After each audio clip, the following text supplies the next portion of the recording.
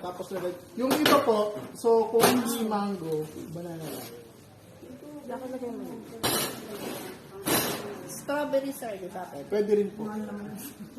Social naman ito. Blueberry. Oo. Mas na ano pa eh. Mas grabe pa. Lagyan natin.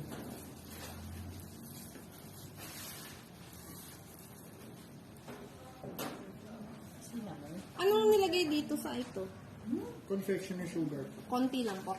Apo. Mga 1 tablespoon. Tapos, may iba ba dun sa kape? Mali. May mali. Sugar.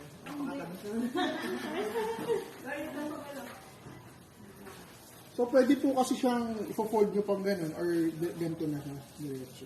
Okay. So, ganito na siya. Pwede parang triangle. So, yun, didesign na lang natin yung plate na ito. So, di ba sa dato nga ito?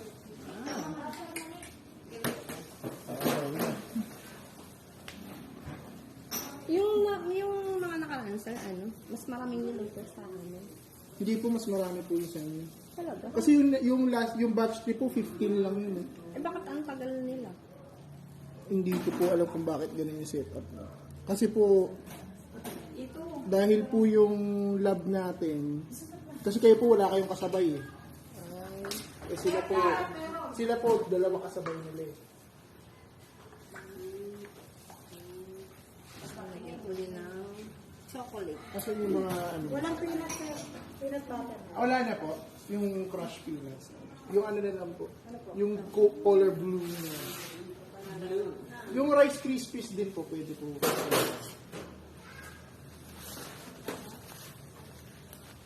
Maganda yan. Sarap ba yan? Ganda oh. Cute. Salat-salat mo ako na. Hindi, tubig na rin. Saka mantika lang. Harina. Halina lang. Parang apa lang yan, parang gano'n. Sa nuts. Yung ano naman, nalulog sa maliliit. Yan. So, press natin. So, pwede pong malapad siya, dodoblhin nyo yung, kumbaga, gano'n.